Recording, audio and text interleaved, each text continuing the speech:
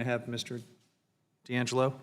Yeah, Mr. D'Angelo is here. He is a partner with the law firm of Kelly, Dry, and Warren, LLP. Let me remind all the witnesses that under the committee rules, they are to limit their oral statements to 5 minutes, but in their entire written statement will appear in the committee record. When you begin, the lights on the witness table will turn green. At the 4-minute mark, a yellow light will come on telling you that you should begin wrapping up, and when the red light appears, I will ask you to please complete your statement. We'll ask the entire panel to testify before turning it over to members for their questions of the witnesses. The chair now recognizes Dr. Rodewald to testify for 5 minutes. Great. Thank you very much. Good morning, Chairman Huffman, Ranking Member McClintock, and members of the subcommittee. And thank you again for the opportunity to be here today. So I'd like to share my thoughts about the important role that the Migratory Bird Treaty Act has played in conserving birds and protecting a healthy environment, and how that role has been undermined by the 2017 reinterpretation of the act that removes incidental take. But first, what I'd like to do is just take a moment to share why you might want to be concerned about birds, even if you're not a bird enthusiast. And it turns out there are many reasons. We benefit directly from the roles that birds play in our environment. So things like eating insects that damage our crops and cause outbreaks in our forests. Birds disperse seeds, they remove waste, they contribute to nutrient cycles that keep our lands productive. They're also powerful economic engines. In 2016, over 100 million Americans participated in wildlife-related recreation and hunting, and they spent $150 billion doing so. And those activities were overwhelmingly focused on birds. Even fines that are paid by violators of the act can benefit society as well. Fines have rebuilt or restored green infrastructure like wetlands and coastal islands, barrier islands that protect our communities from flooding and storms. They keep our waters clean, and they support productive fish and wildlife populations. So the bottom line is that when we take steps to protect birds and their habitats, we benefit as well, because what's good for birds is usually good for us. So given this, you might understand then why many members of the scientific and conservation community are concerned. Over 1/3 of North American bird species are in need of urgent conservation action. Populations of many species, and especially shorebirds, seabirds, grassland birds, have declined by up to 70% since 1970. We've lost half of the population of 33 of our most common species, things like snowy owl and eastern meadowlark. Right? So the evidence overwhelmingly shows that we need to be doing more, not less, to protect birds. Now, it's true that we can't always point to a single cause of these population declines. The threats are often diverse and they're diffuse, but that does not make them any less devastating if we consider their cumulative impact. And almost all of them are unintentional. And so given this, the act that removes incidental take has rendered it silent on most causes of human mortality for our birds. Now, I'm not arguing that we should try to eliminate all causes of human cause mortality for birds. We can't. We have genuine need to accommodate human activities. And we can do that. You know, the act provides us with the powerful incentive for industry, for landowners, for other commercial interests to take positive and proactive steps to reduce harm to birds. And we've seen this done again and again, whether with wind turbines or oil pits, communication towers, or long line fishing. There are many examples. So again, today what I want to emphasize is that the mortality that birds face is substantial, it's overwhelmingly incidental in nature, and we have the ability to address some of that here today and through the act that's been proposed.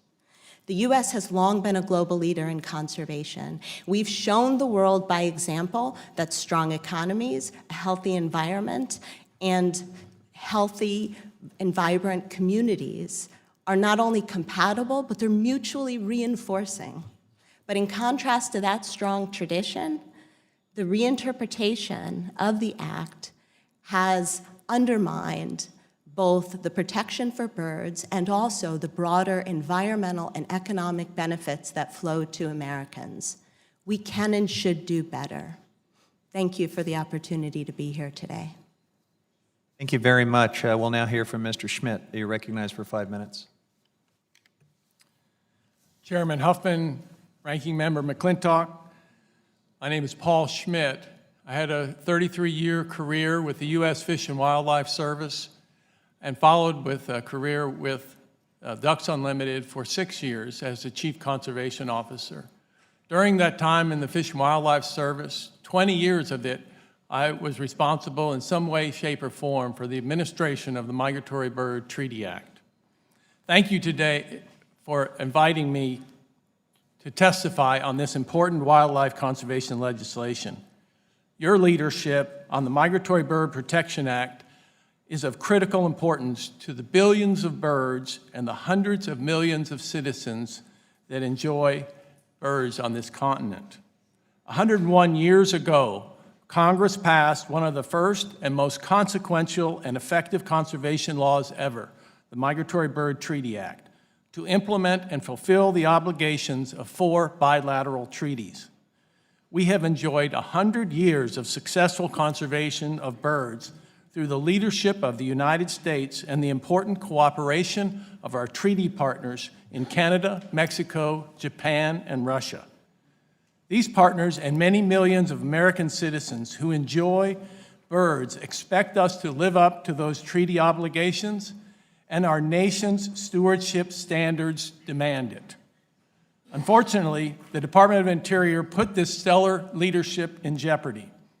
We need the Congress to affirm the long-standing interpretation of the law and the treaties by providing legislation that clearly charts a path forward. The language in the MBTA is clear and straightforward. Unless an individual has a valid permit, it shall be unlawful at any time, by any means, or in any manner, to hunt, take, capture, or kill migratory birds. It is timely for Congress to pass legislation that will make it abundantly clear and return the United States to its place as a world leader in conservation.